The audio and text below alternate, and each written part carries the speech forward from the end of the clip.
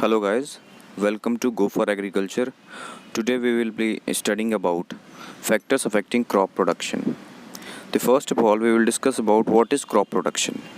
It is the branch of agriculture which deals with the growing of crops that are used as food, fiber or fodder. Okay? The crop production is affected by two types of factor. The first one is the internal factor and the second one is the external factors. The internal factor includes the plant inherent factors, which means plant genetics. And the external factor includes all the environmental factors that affects the plant, like climatic factors, edaphic factors, biotic factors, physiographic factors, and socioeconomic factors. We will be studying about each factor in detail. The first factor is internal factor. In this, genetic factor is the only one internal factor that affects the plant. It means the genetic makeup of any plant or crop affects its yield or its production.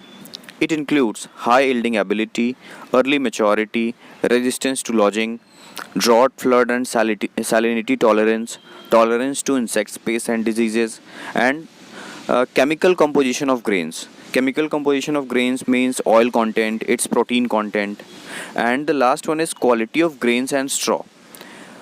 In case of cereals or legumes, we consider the quality of grains. But in case of sugarcane or the crops in which we are using their straw part are considered as, or in case of fodder, the quality of straw is mandatory or most important. Okay, and the second is external factor. External factor includes a lot of factors like climate, biotic factors, edaphic factors. We will be studying about each factor in detail. The first factor is climate. It is said that nearly 50% or more than 50% of the yield is affected by climate. The climatic factors include rainfall or precipitation, temperature, relative humidity, light, and wind velocity. The first one is the precipitation. Precipitation includes rainfall, snow, dew, and fog. Mainly, rainfall or precipitation affects two types of regions or crops. The first one is rice growing plains or the western ghats, where enormous amount of rainfall is available. So, in that area, if rainfall is low, then the crop production is affected. And in second case, the dryland farming area, where the plants are more adapted to low water. So if there is high water in the soil or high moisture content, then crop production will decrease.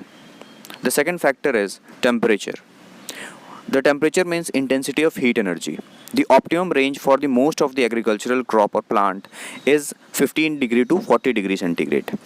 As we go far from equator, the temperature gradually decreases. So temperature influences the distribution of crops and the vegetation. It affects the germination, growth, and development of the crops.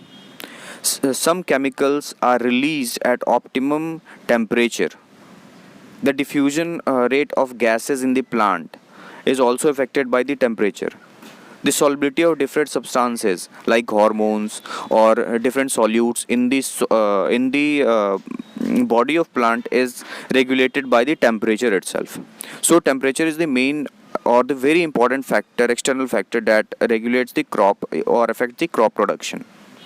The third one is the relative humidity. Relative humidity, or I say humidity means water droplets or vapors which are invisible and present in the air. The factor which affects the crop production is relative humidity, not the humidity. What is relative humidity? It is the ratio of amount of moisture present in the air to the saturation capacity of air. Here saturation capacity means at that stage all the spaces in the air are filled and there is no evaporation from the soil, and the plant transpiration is also checked. The optimum condition or the optimum relative humidity is considered to be 40 to 60% for most of the crops. Relative humidity also affects the water requirement of the crops. If relative humidity is increasing, the chance of outbreak of pests and diseases will also increase. The next climatic factor is solar radiation, or I say light. It is considered that without light, life is not going to exist. Light affects the crop in various ways. It affects the germination or different stages of growth, and also the harvest or even the post harvest activities are also affected by the solar radiation. The biomass production in the plant also requires light. For example, sucrose formation in the process photosynthesis is also light regulated. It also controls the distribution of crops. For example, I have just said in the areas near equator where there is plenty of light, the temperature is more and the vegetation is more greener. The most important part of the solar radiation is PAR, photosynthetically active radiation, which ranges from 400 nanometer to 700 nanometer in wavelength. The one process named photoperiodism, which means effect of light radiation on the flowering. On the basis of photoperiodism, we have divided the crops into three types. The first, short day crops, second, long day crops, and the third is day neutral crops or plants. The short day plant like rice requires less than 12 hours of daylight. The long day plant requires more than 12 hours of daylight, and the day neutral plant requires day neutral plant do not get affected by light intensity or light duration. For example, tomato. And the last climatic factor is the wind velocity. Wind velocity is optimum up to 4 to 6 kilometer per hour. It carries moisture and heat, and we know that moisture and heat directly affects the crop growth. It also carries or supplies CO2 for photosynthesis and O2 for the plant respiration. Wind velocity also helps in the pollination of certain crops. It also causes soil erosion, which is a bad impact on crop production. Wind velocity increases the rate of evaporation or transpiration. It is also a bad effect. And the last one is it also causes the spread of pests and diseases. If the wind is blowing in the direction where there is healthy crops, then the chances of spreading of pests and diseases will be more. The second external factor is the edaphic factors. Edaphic factors means the soil factors that affect the crop production. There are several edaphic factors like soil moisture, soil air, soil temperature, soil mineral matters like calcium, magnesium, sulfur, manganese, soil organic matter, soil microbes, and the soil reactions. Soil moisture means the moisture present in the soil. The available moisture that are used by plant is between the field capacity to the permanent wilting point. Okay, these are the edaphic factors that affect the crop production. The third external factor that affects the crop production is biotic factor. Biotic factors means the effect of other plants and animals on the crop production. The plant affect the crop by competing with the crop plant for nutrition, space, water, light, and other resources. The animals also affect the crop production as, for example, protozoa, nematodes, snails, and insects helps in different processes in soil as well as causes problem in plant metabolism. For example, various animals helps in the organic matter decomposition. It is the positive effect. It causes crop damage, like insects causes crop damage. It is a negative effect in impact. It helps in pollination. It helps in burrowing up soil, like animal like earthworm causes burrowing in the soil, which enhances the soil structure. Fourth external factor is physiographic factor, or I say topographic factor, which means the land location. It affects the plant indirectly, because we know as we go at high altitude the temperature decreases gradually and the precipitation rate increases, and we know that the effect of temperature and precipitation on the crop production. The steepness of the mountain or the land also affects the crop production, because as the steepness increases due to rainfall, the loss of nutrients occurs, which also affects the crop production. The opposite side of the mountain, which remain mostly in the said area, leads to less production in the yield of crop.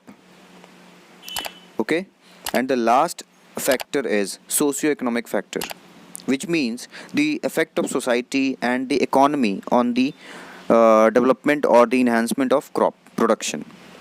The first one is inclination of society towards the farming.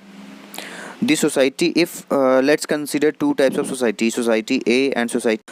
The society A is practicing farming practice, and the society B is not interested in farming. The crop production of the area or the society A will increase, and the society B will decrease. The second is the choice of food in a specific area.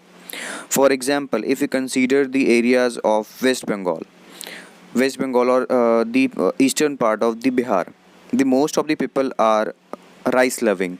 If we are going to develop or grow the crop like wheat, there is no demand of wheat or less demand of wheat in that area, so the crop production gradually decreases by the choice of food in the specific area. The third is development of breeding varieties in yield, to increase the yield. For example, we can compare the wheat and barley. The wheat is more used than barley for the consumption. Third is development of breeding varieties, which mean we are more interested in developing the varieties of wheat which are more or high yielding, but we are less interested in developing the breeding varieties of barley. This also affects the crop production of any specific crop. And the last one is the economic condition of the farmer. It also decides the crop production, because it decides the farmer, or the economy of the farmer decides the input and the resources which he or she is using in the. So that's it for today. I hope this lecture is clear to everyone. If you have any problem, you can message me on my Instagram or in the comment section. If anyone wants the PDF of this lecture, you can download it from the given website. Till then, stay tuned. Thank you. Meeting you in the next lecture.